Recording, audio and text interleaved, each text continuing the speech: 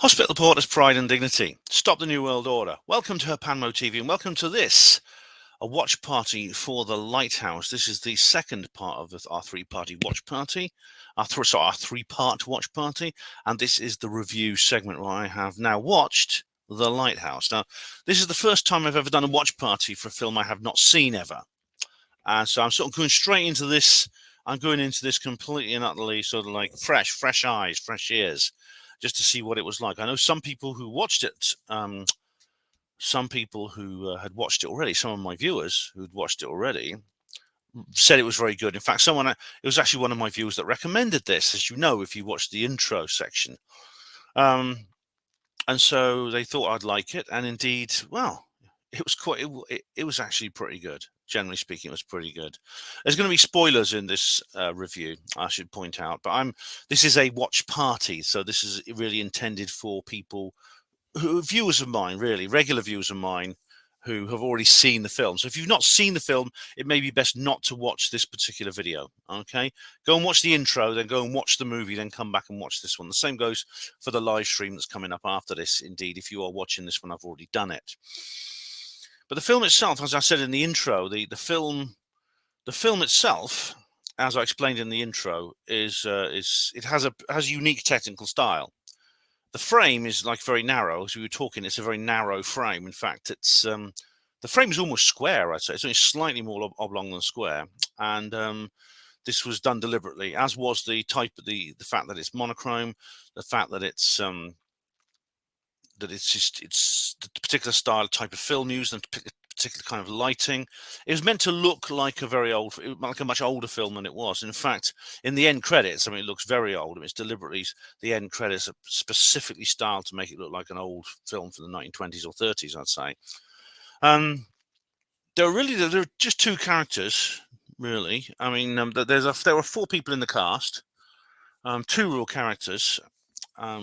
One's they're both like lighthouse keepers or wickies, as the saying goes, as that's what they're known as.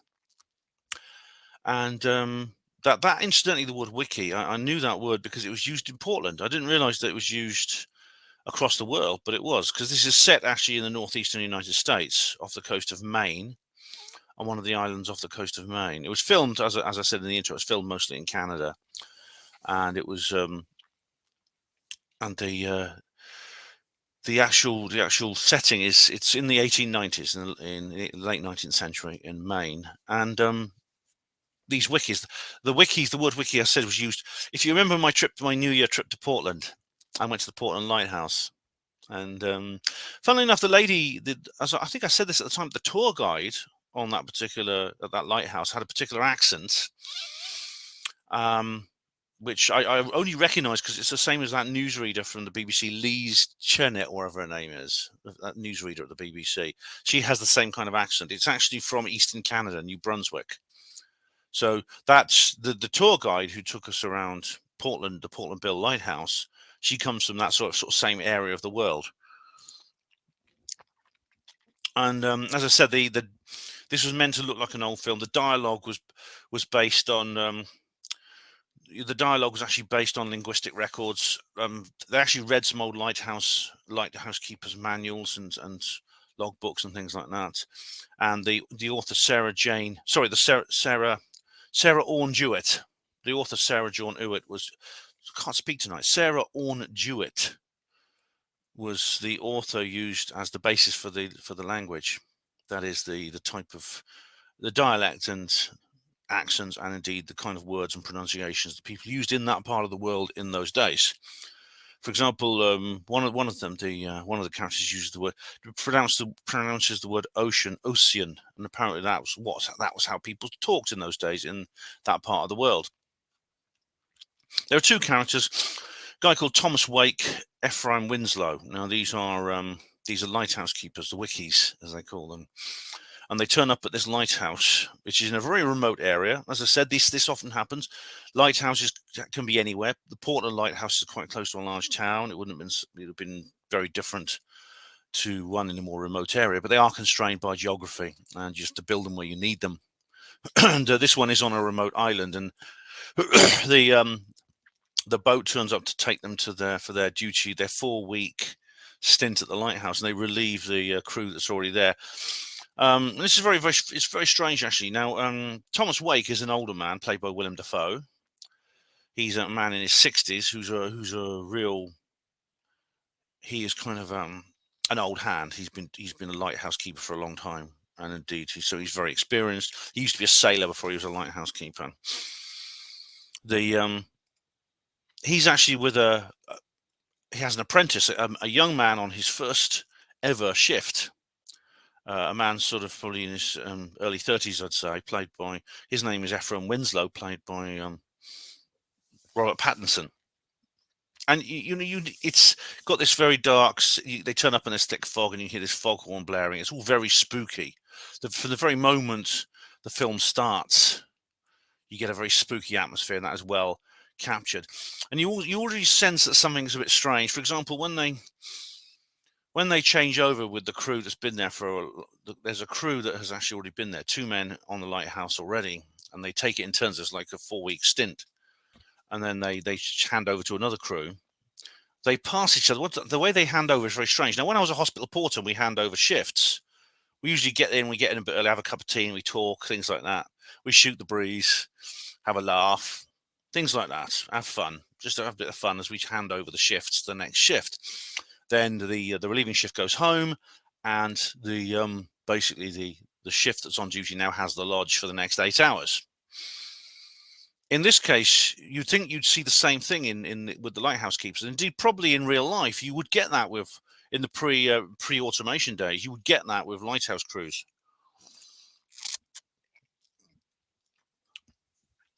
They would they'd probably come up and maybe spend a couple of hours talking, sharing stories, things like that.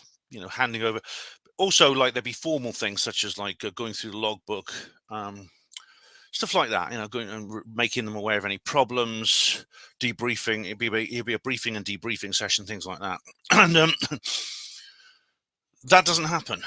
What happens is that Wake and Winslow, as they're walking up to the lighthouse, up this path from the harbour, the relieving crew are just walking away, and they pass each other without saying a word. This is very strange. And so, basically, Winslow and Wake just walk straight into this empty lighthouse keeper's cottage. That I thought was very strange. It gives you an immediate impression that something's wrong. I mean, the atmosphere of the place is a bit like Erie Cushling, because if you remember from my trip to the Isle of Man and my Of Mongoose and Men video, it's a very remote place, although it's a lot more comfortable, Erie Cushling. This is the kind of the lighthouse is, you've probably seen many examples of lighthouses, and some of them are literally just built on top of a pile of rocks in the sea. And so everything is inside the tower. The tower is there's accommodation and equipment storage and supplies. Everything is inside the lighthouse tower. This is not like that. There's nothing. The tower is merely there to house the light. It's the tower lifts the light up so it's visible from a long way. But there is a house next door. It's on an island big enough to have extra buildings. There is a separate equipment shed. And there is the accommodation. There's a covered walkway between the accommodation house and the actual tower, which may be so that they can get there easily when the weather's bad. Things between the tower and the accommodation cottage, things like that. And there's also a hut that accommodates the foghorn. The foghorn is steam powered. Yeah. This is all very rudimentary. It's very rudimentary kind of place. I mean, it's an interesting setting. There's like I say, this island's big enough they can walk around outside, things like that. It's a bit more. It reminds me of maybe the Flannan Islands, which of course has its own mystery, as I explained in the introduction. So that's That's the kind of place we're talking about here. The weather is always really unpleasant. I mean, you hardly see the sun for the whole damn. I don't think you see the sunlight once in the entire film. You see moonlight once. There's one clear night. That this is the late Victorian period. There's no electricity at all. Even though you did get electricity in the mainland in those days, because if you remember the current war, that video I did, and my video on Tesla and things like that. The light itself is, I mean, that lighthouse keepers are called wickies because the first lighthouses had candles in, giant candles, with a candle wick, but the light is an oil lamp in this case. And of course, an oil lamp has a bit of a wick as well sometimes, so certain types of oil lamps. So maybe that's how the name stuck. And there's no electricity, so the light rotates as lighthouses do, but there's no electric motor rotating it. It's like there's a set of weights and chains so it's a bit like a clock. There's a set of weights and chains which operate the rotating mechanism, and every so often, the lighthouse keeper has to, I suppose, wind it up, just wind the weight back up to the top of the tower. And the light itself is an oil lamp, so it has to be constantly refueled. The thing is, Winslow at one point he drags an entire barrel of oil up up to the top of the stairs, up these big spiral staircase, like the one in South Shields, which I was too scared to climb up, being a big pussy, which I won't do that again. He gets this giant oil barrel to the top of the stairs, and then Wake says, "Take that down again; it'll catch fire. You should use something smaller," and things like that. I'll say more about the actual characters in a minute, but yeah. So you just keep taking oil up there. So the lighthouse keeper will have to do that all the time for his shift. There's only 2 of them on duty. If you remember from the Smalls Lighthouse tragedy, after 1801, at least in this country, in Britain, they insisted on having 3 keepers per shift, per stint. Now, this guy Thomas Wake, the older keeper, William Defoe's character, he's much more experienced and he's in charge. And to begin with, Windsor has to call him sir. He insists on saying "I, sir" to everything he says. But he's really. He's to begin with. When you first encounter this guy in their bedroom, which is this low ceiling roof room, where they have 1 bed each, and they're not because I suppose they're usually only one of them's going to be in that room at a time, but they do have their own bed. They don't have to hot bunk. But he wheezes into this chamber pot. But he's horrible though, because he farts all the time. He keeps blowing off everywhere. And the funny thing is, when Winslow lies down in his bed, he finds he feels some hard lump in the mattress, and he reaches in. There's a hole in the mattress. He pulls out, and there's a mermaid figurine. A little thing just about that long, looks like a mermaid.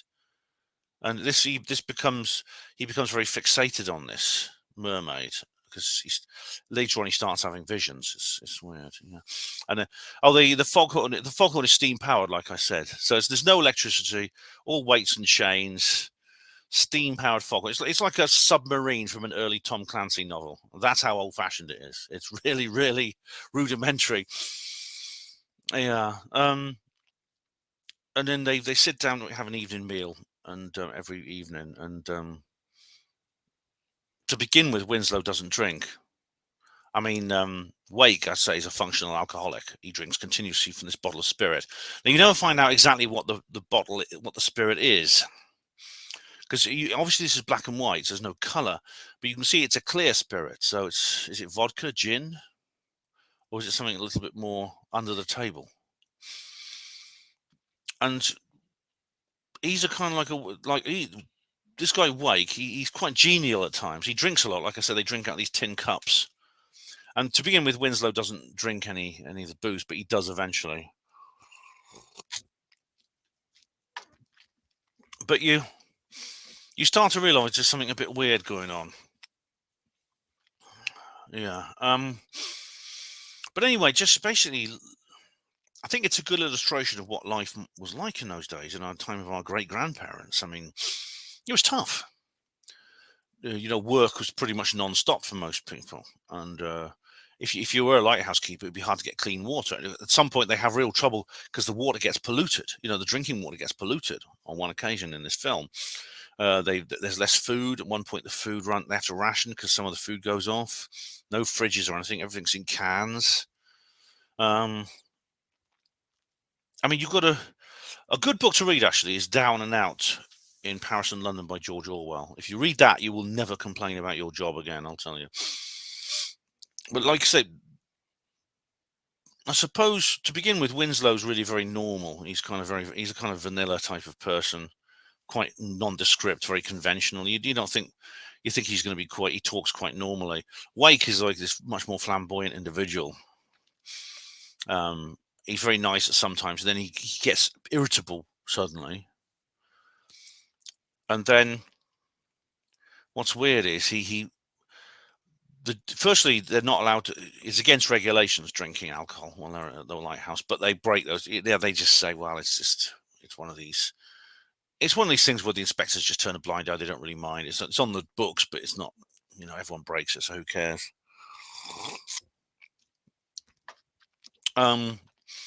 However, they also have to share the duty of looking after the lamp at the top of the lighthouse, because it has to keep working all the time, 24/7, which means one of them has to be up there. Basically, one of them, it's the responsibility of one for, like, they do 12 hours on, 12 hours off kind of thing. Or some they split it 8 hours, 8 on, 8 off. It depends. They probably work it out by themselves. But either way, no one keeper is supposed to be the only one to look after the light, because otherwise, who looks after it while he's asleep? But Wake immediately says, the light is mine. He says, he's got a key to the little chamber at the top of the lighthouse. If you remember from my video in Portland at the New Year, there's like a little ladder that goes up from the top floor, and at the top of there's the chamber with the light, and there's these big windows, and there's the lens with the light in. And he says, the light is mine, only I ever go up there. And he's got a key to the trap door, the one which I climbed through. And I just remember going up those stairs that ladder. I went up those stairs, and I went up that ladder rather clumsily. He's the only one who's allowed up there. He won't let Winslow go up there to tend the light, which that must be very much more against regulations, because it's extremely dangerous. And then you realise, indeed, Winslow spots him at one point, not from the ground, from outside, looking up at the window. When he's up there, he talks to this light. He says, "Hello, my beauty," and he also undresses. He takes his clothes off. Yeah, and so you're already seeing that there's something very strange about Wake, and there's something very strange about the light at the top of the tower. There's something. What is it exactly, that light? What is it with that light at the top of the tower? It's just a light, isn't it? And what happens is that so Winslow gets to do all the other work. He's actually he's a bastard, this guy Wake, because he's in charge. So he makes Winslow do all the work apart from tend the light.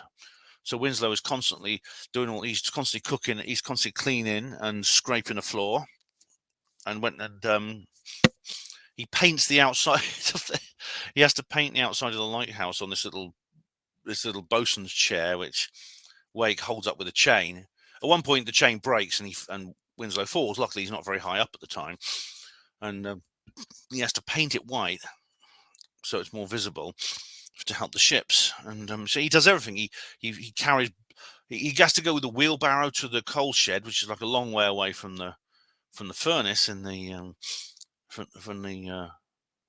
there's a furnace in the foghorn room. The foghorn keeps going off all the time, which is very spooky as well. It's the noise of the foghorn mixes in with the score, I should say, so it becomes part of the music in the background. But anyway, Winslow has to go and get a wheelbarrow and go to the place where they store the coal, which is, for safety reasons, is about like a few hundred yards away, down this rocky road, this rocky pathway. And he just has a wheelbarrow which keeps falling over because it's so rocky, this pathway. There's no real surface on the pathway to get like wheelbarrow loads of coal, and it's sometimes pouring. It's almost always pouring with rain and windy there. And at one point he's out at night. It's one of the few clear nights that there are, and he has this vision. He's walking by the seashore. There's no beach there. There's just these rocks.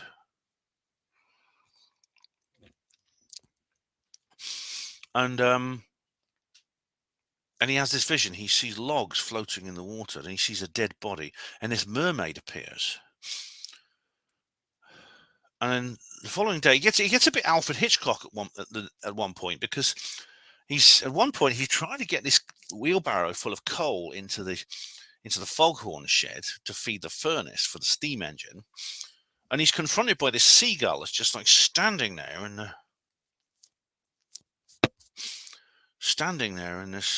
doorway, and won't let him through, and then it attacks him, and the funny thing is, Wake always seems to know what Winslow's doing. You can't hide anything from him. It's like he's got like a crystal ball, because he always says, I saw you were confronted by a gull this morning, and he must be just looking down from the top of the tower and seeing what Winslow's up to. And he says, it's bad. Don't ever kill the gulls. Bad luck to kill a gull. The gull is the soul of sailors lost at sea. Never kill a gull. You're a murderer if you kill a gull. If you remember the rhyme of the Ancient Mariner, where the main character in that story kills an albatross, and so that's where everything goes wrong on board the ship. So this guy Wake, he has these terrible mood swings though, because he overworks Winslow. Like I say, he's the only one who tends the light 24/7, but Winslow has to do everything else. And then he's one of these horrible bosses who says, "You didn't do that properly. Do it again." And Winslow says, "I've done it twice already." He says, "You didn't do it. You do it again. Pull the floorboards up if you have to. You clean that floor again. I don't care if you have to suck the rust off the nails with your bare mouth. Do it all again." And he said, "I'll dock your pay." So Winslow says, "Aye, sir." He does stand up to him eventually, though. And this seagull comes back to the window when he's in bed. He's in bed at night reading a book. I mean, I think reading books is probably the only thing you could do for entertainment in a place like that, which would suit some people. There's no TV, not even any radio to listen to. Nothing, it's no, you couldn't play music even. It's like, just read a book. So the seagull comes back to the window. It's really Alfred Hitchcock, sort of taps on the glass. Weird. And Wake is always going on about telling stories about sea stories or gruesome stories about rats eating people's gangrenous flesh and people's teeth dropping out from scurvy and stuff like that. Things like that. But he's making it all up. I mean, he found out later he's making it all up. But at one point, see, Winslow keeps having these visions. At one point, you don't know exactly whether they're true or not. At one point, because he goes up to the lighthouse. He goes to the top of the lighthouse at one point, and looks through these cracks in the floor, in the floor grating, and you can see like the bloody Wake is up there naked, and he appears to be masturbating. And at one point, there's this stuff. Something drops down through the floorboard. You think it's semen. It's disgusting. But then you suddenly see there's this octopus tentacles. It's really weird. And then the next day, the water gets much more disgusting, and this seagull falls into the septic tank and dies. Then another one comes along and attacks Winslow. And Wake then knows everything. Somehow he knows about that as well. And then there's this other really creepy scene where there's this at one point where Winslow he's carrying a wheelbarrow. He's rolling a wheelbarrow full of coal up to the furnace room with the foghorn, and as usual the wheelbarrow overturns and the coal goes flying. That happens all the time. He has to pick up all the coal and put it back. And he has another vision of a mermaid, and again, there's nothing that makes it obvious that's not real. That's what's weird. There's nothing obvious about it being real. It's almost like he's just doing it, and then it's raining, it's hard, he's got his foul weather gear on, his sou'wester, and he's like pushing, and then suddenly the wheelbarrow goes over, and so he looks around, and there's a mermaid on the rocks, and he goes over, and she's sort of lying there covered with seaweed, and she's just lying there, and he looks at her sort of like because she's very appealing, as you know, mermaids are always the beings that tempt the sailors, and so she's bare-breasted and she has seaweed over her like that, and he sort of like goes to grab her like that, and then she sits up and screams at him, ah, in that kind of in a strange voice, rather like in the film Splash. Have you ever seen the film Splash? It's a very good film, actually. There's a young Tom Hanks and a young Daryl Hannah. It plays a man who meets a mermaid, and this mermaid called Madison has this screechy voice in real life. It's screech, very loud volume. You can even break TV screens, and she's like that. It's a bit like that. And then they say, "Oh, that's good. That's good." Because then the film's only about halfway through, and you know it's something big's going to happen, because it immediately jumps to their last day of their stint together, and they're all saying, "Well, the relief tender's going to turn up tomorrow. There'll be another crew. We can like get our $900 pay, and we can like go because they get paid a lot, the lighthouse keepers, for what they do. It's quite a well-paid job." You can imagine, not the easiest job in the world, and not the most exciting. And like I said, we can get on the tender, go home, see our families, spend our money, and be happy. Eat proper food, have a good drink, stuff like that, or have a drink that's not this horrible stuff in bottles. And so they're celebrating, but then the ship doesn't turn up. Now you're in a bit of trouble, right? If you're a lighthouse keeper, you depend on the lighthouse board sending out the ship to pick you up, because if it doesn't, what do you do? If this lighthouse is on a remote island, you can't go anywhere. I mean, there's one boat, it's a dory, they call it, like a dinghy, a small boat, but that boat's really just for for row. It's got some oars, and you can row it out to a ship that's moored close by. You can't go anywhere with it. You can't go anywhere long distance, especially when the weather's rough. So you are dependent on that ship turning up. And if it doesn't turn up, there's no telephone, there's no radio. You're out of sight from the mainland.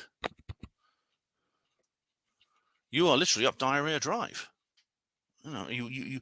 And then he said, "Oh, it's the weather that's causing that." Then, of course, Wake, being the know-all that he is, he says, "Oh, it's the wake, the weather. The weather's turning up." He said, "The weather is stopping the ship turning up." And he said, "Oh, it happens many times. In 1875, I was marooned here for 7 months," and stuff like that. And that's like, and Winslow goes, "Oh my god, that's sort of scary him." Anyway, but they're basically waiting for the weather to improve so that the ship can come out to them. But then it gets all a bit confusing, because then he says, you get a bit, you get the feeling that the two characters have lost track of time. So because at one point they say, how long have we been here? How long have we been? Was the relief tender supposed to turn up? Was it a week ago, or was it 2 days ago? They lose track of time. And you get the impression that possibly it's not even time for the ship to turn up yet.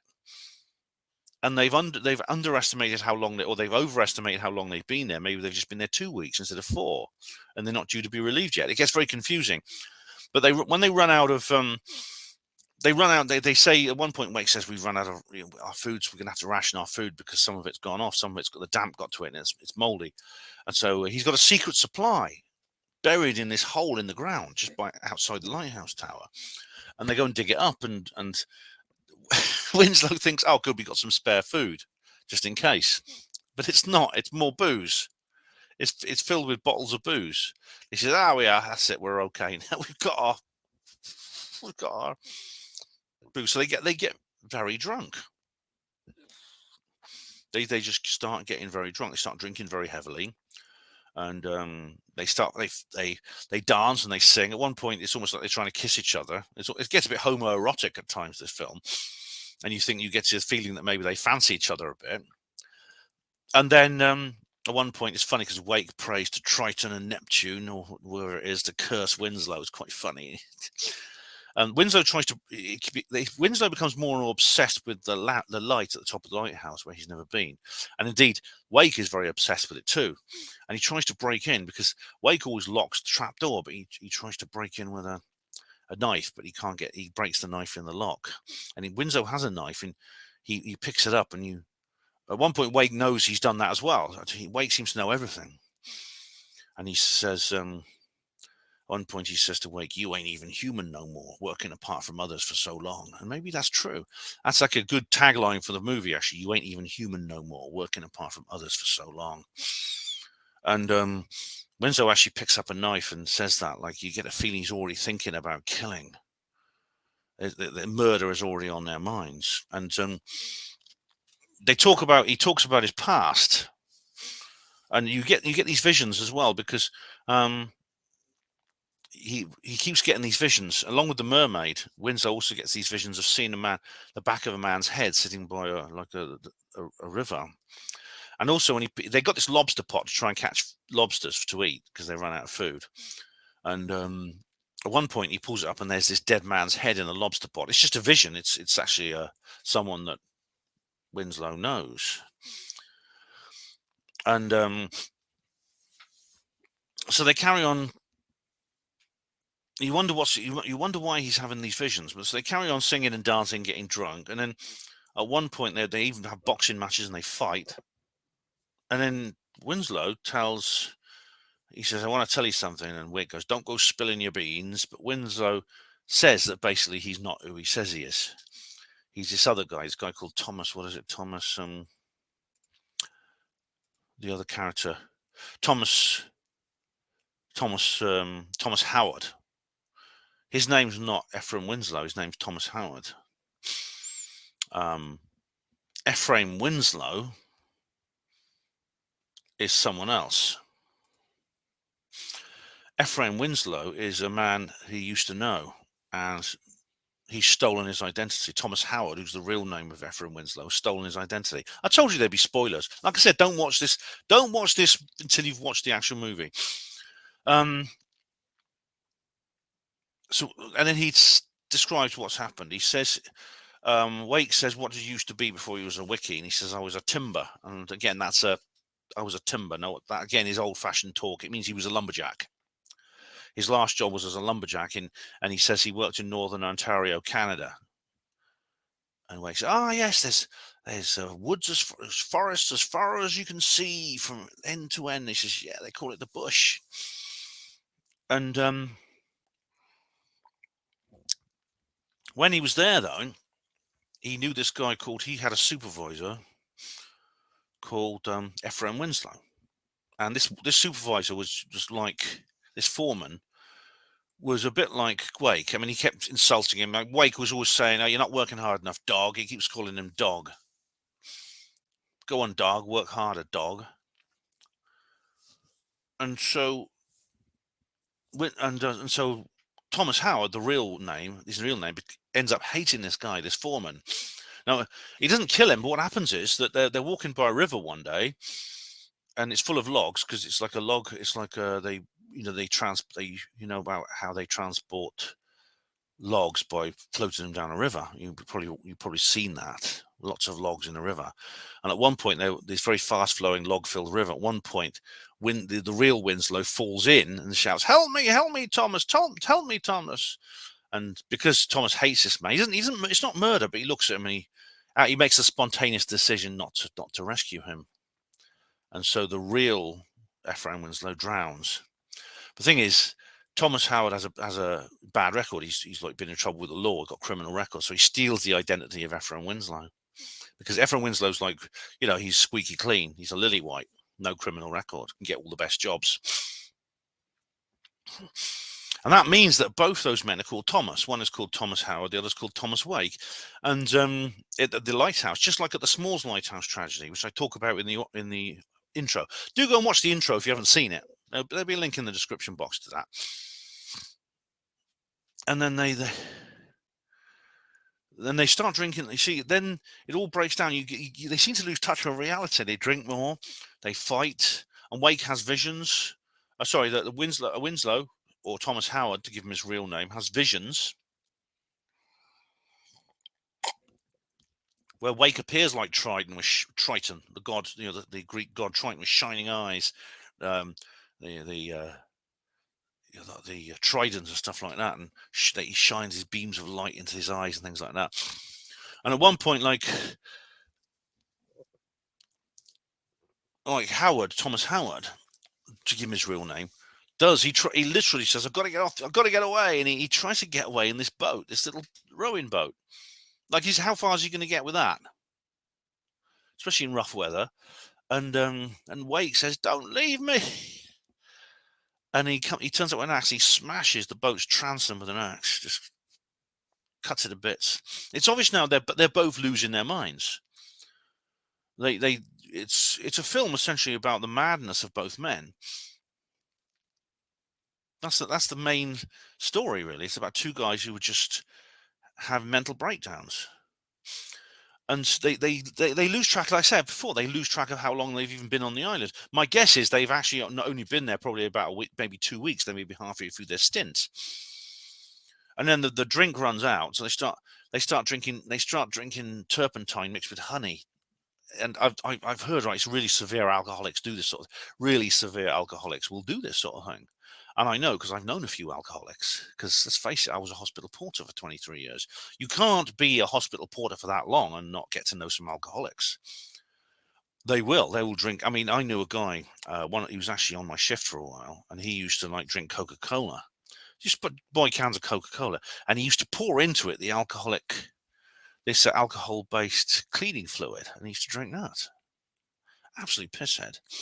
And so they're drinking this turpentine and honey, and the storm gets worse. It smashes the window, and then Wake blames him. Wake blames Howard because he killed the seagull. Because when the seagull attacks him at the septic tank after one fell in and died, Wake blames him for that and says, "You killed this sailor's. You're a murderer of a sailor." It gets worse though, because then Howard finds this logbook, and Wake has been lying about him, writing down all kinds of horrible things about him, and lying about him. And then this subject of the light at the top of the tower comes up again. I mean, I don't know if you've ever been in this situation in a workplace where it's a very, very closed environment, because I kind of understand this in a way. That there's a certain element, there's a kind of like narcissism over some little issue in the workplace. And in portering, it was very often like it was certain duties that people would do. And I mean, I don't want to get all Jimmy Savile here, and there was nothing Jimmy Savile about that. But certain kinds of mortuary duties, like backdoor jobs, assisting in the post-mortem room, things like that. These things were kind of like, people would sometimes always want to do them just maybe for the prestige of it. And there'd be a lot of conflict. There'd be sometimes some really quite bitter conflict over who did what. Some of the porters would be frightened to do something like that, and another porter would do it deliberately to show off in front of them, especially the new guys, the young guys. They might be scared to do that sort of thing. I did it. I mean, when I first did it, I was nervous, and it was pretty horrible, but it's pretty, like, it's not for the faint-hearted or the squeamish, obviously.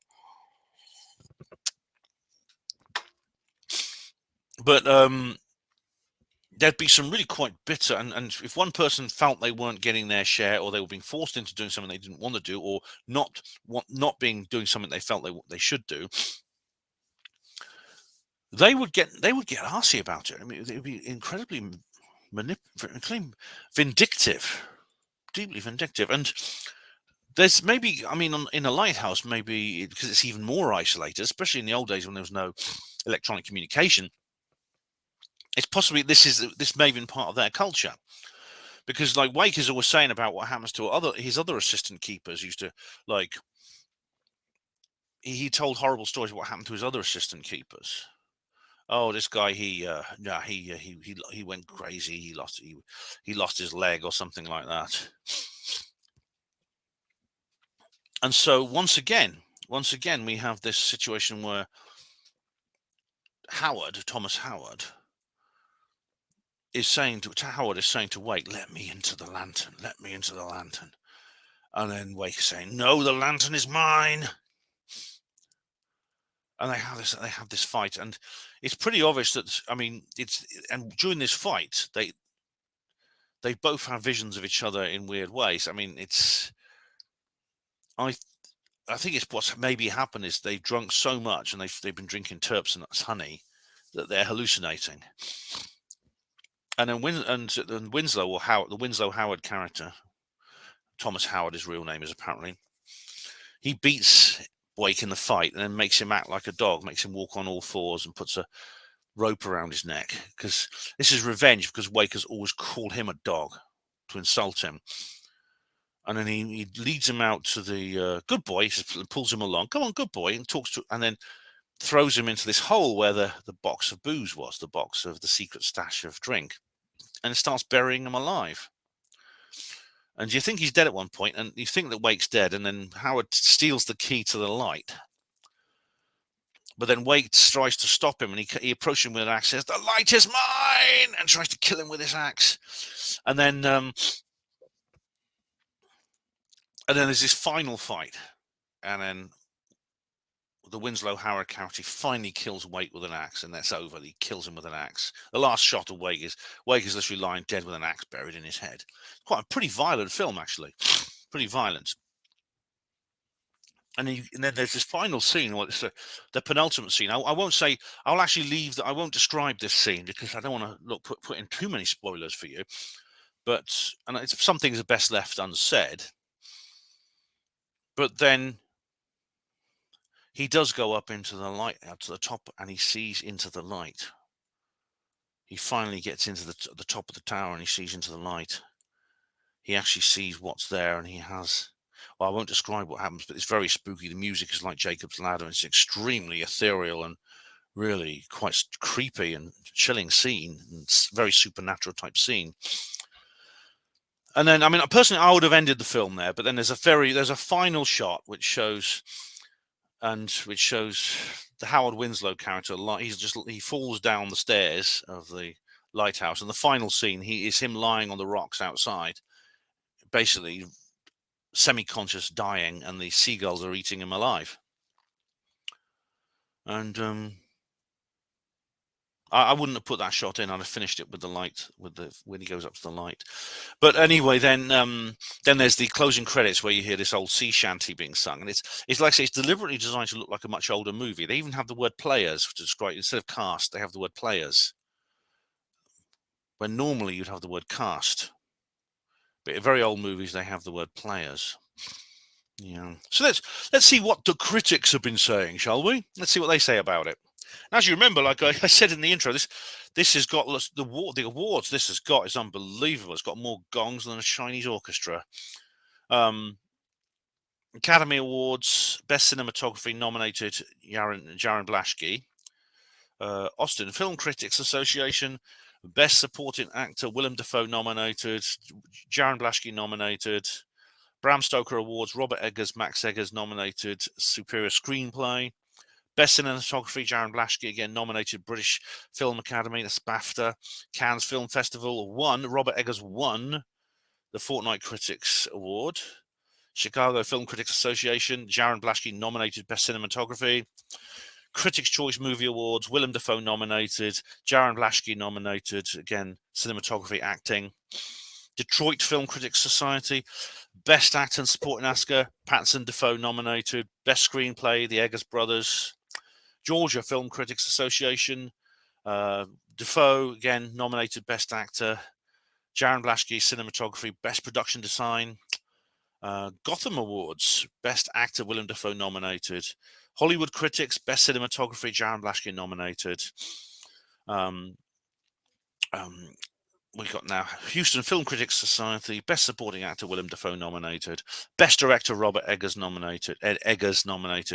Best Male Lead, Robin Pattinson nominated. Independent Spirit Awards, Willem Dafoe won. Best Supporting Actor, Best Male. Best Editing, Louise Ford nominated. Best Cinematography, Jaron Blaschke won. London Film Critics Circle Awards, Best British Irish Actor, Robert Pattinson won. San Diego Film Critics Society, Best Supporting Actor, Willem Dafoe won. Nominated. Best cinematography, Jaron Glaschke won. San Francisco Bay Area Film Critics Circle. Best actor, Willem Dafoe nominated. Best motion picture drama, Satellite. This is the Satellite Awards. Lighthouse, that's the nominated. Best supporting actor, Willem Dafoe won. I don't know how you can have a supporting actor when there's just basically just two main cast members. I mean, the supporting actor you could say was the woman who played the mermaid, or the guy who appears briefly as the real Ephraim Winslow. And again, Seattle Film Critics Society. The Lighthouse was nominated Best Picture. Best Director, Robert Eggers nominated. Best Supporting Actor, Willem Dafoe won. Best Cinematography, Jaron Glaschke nominated. St. Louis Film Critics Association. Best Horror Film, The Lighthouse nominated. Best Cinematography, Jaron Glaschke runner-up. Best Supporting Actor, Willem Dafoe runner-up. Washington, D.C. Area Film Critics. Best Cinematography, Jaron Glaschke nominated. And then finally, Gran Premiero do Cinema Brasileiro. That's Brazil, I suppose. Best International Film, Lighthouse nominated. Yeah, so let's see what the critics, I imagine, are going to be quite happy with this one. So we'll go to the Guardian. 5 stars. That's Peter Bradshaw of the Guardian. The Guardian. The Lighthouse review. Robert Pattinson shines in Sublime Maritime Nightmare. Yeah, it's for his follow-up to The Witch, Robert Eggers launches a salty story of 2 men trapped in a turret. Think Steptoe and Son at sea and in hell. That's very good. Robert Eggers' gripping nightmare shows 2 lighthouse keepers. A toxic marriage of dance and death, explosively scary, captivatingly beautiful. In cinematographer Jaron Glaschke's fierce monochrome, like a Daguerre type of fear. That's very witty for The Guardian, I must say. Yeah, Jaron Glaschke, the director of photography, very, very, very, very, very praised enormously for this particular film. No, I don't think I'll read any more of this because I don't like reading The Guardian when they like things. I prefer it when they don't like things. But let's go to Rotten Tomatoes. So we have here 90% on the critic score, 72% audio score. Yes, this is actually this is probably one of the highest rated films I've seen on Rotten Tomatoes. Actually, so I should show you, shouldn't I? Yeah, let me just show you. There we are. This is Rotten Tomatoes here. 90%, like I said, The Lighthouse. Audience score 72%. Yeah. A gripping story, brilliantly filmed. I don't know what Rotten Tomatoes film voices.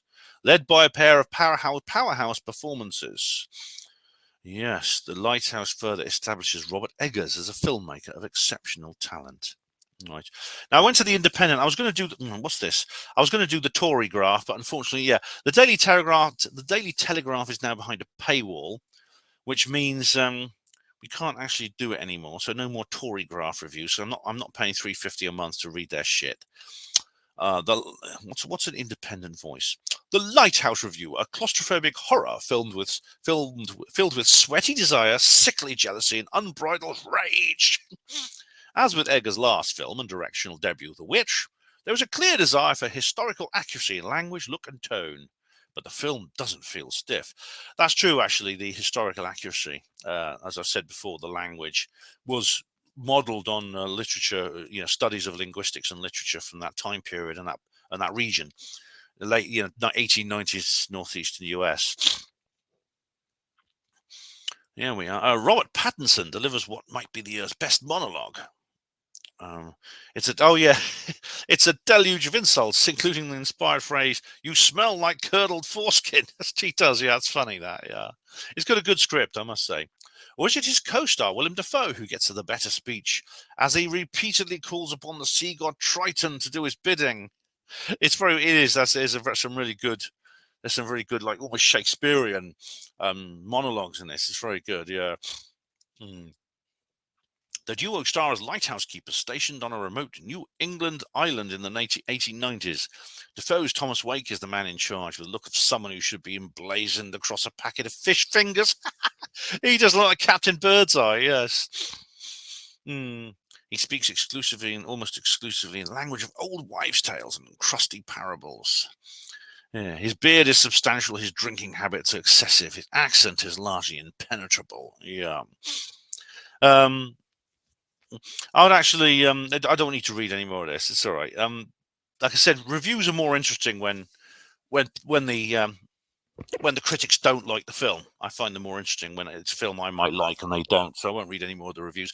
Basically, I mean, they've hardly any critic has got a bad word to say about this. It's very acclaimed. Jaron Blaschke, in particular, the cinematographer, is highly acclaimed. And as I say, the Eggers brothers, were very keen to get him on board, and they had long. They had they planned very, very carefully the style, the frame, the lighting, the texture of the film, stuff like that, to make it look. They wanted to give it a particular look, and I think they achieved it. Technically, it's a really, really brilliant tour de force, and indeed, the script is excellent, really good acting. It's.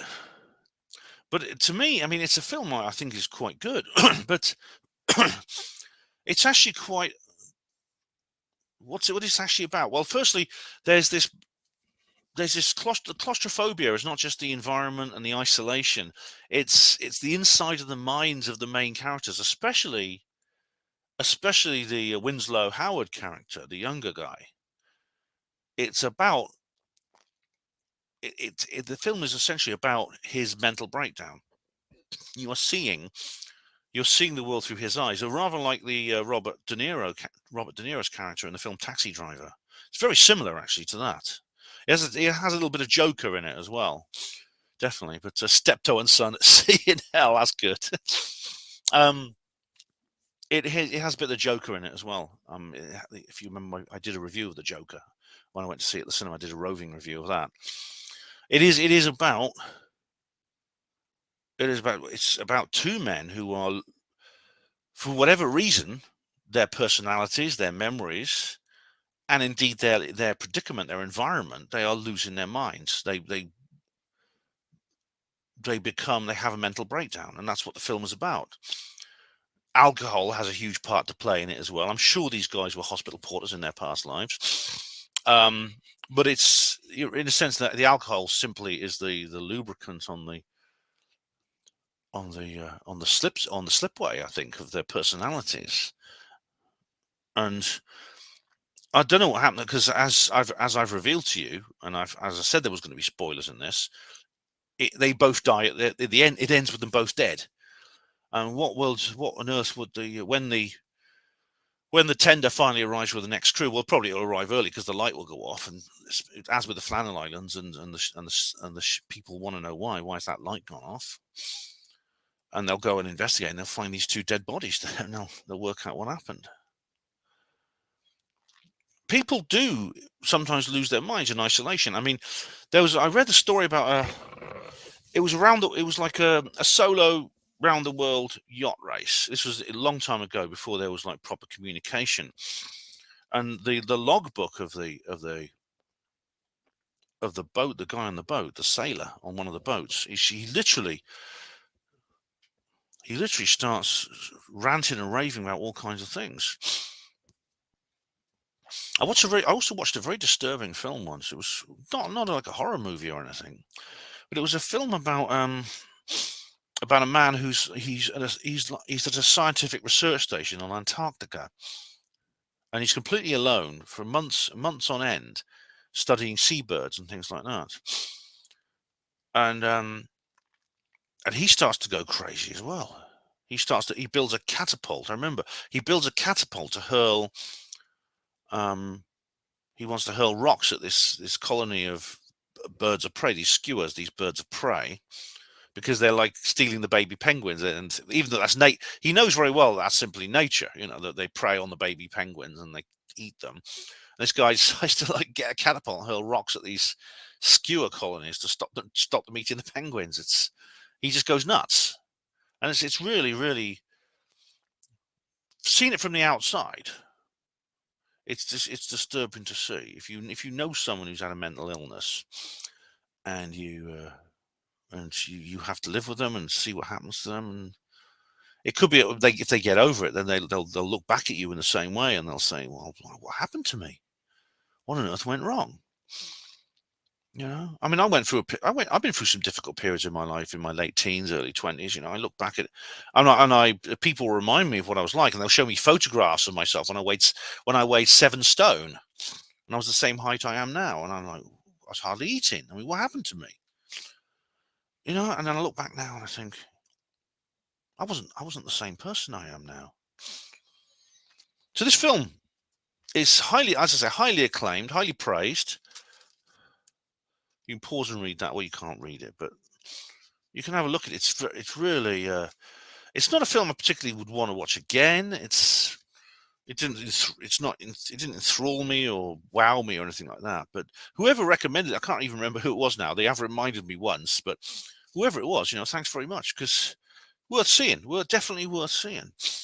But it's a very good portrait. It's a very interesting, and I think probably since Taxi Driver, it may be the best or most accurate portrayal of of people having a nervous breakdown. Yeah. So the next stage, of course, is the live stream, which we'll do in due course. So please do. If you haven't, well, I hope you've all watched the film, and we'll do a little discussion about it. Although I'm not sure there'll be much to say about it, because it's not. I wouldn't say it's got a lot of Hapanwo-esque themes, but we can talk about that when the time comes. It may be quite a short live stream, but I will do one. This is a watch party. It's always 3 parts, so we will do a live stream. So thank you very much for watching Hapanwo TV. Hospital Porters, Pride and Dignity. Stop the New World Order.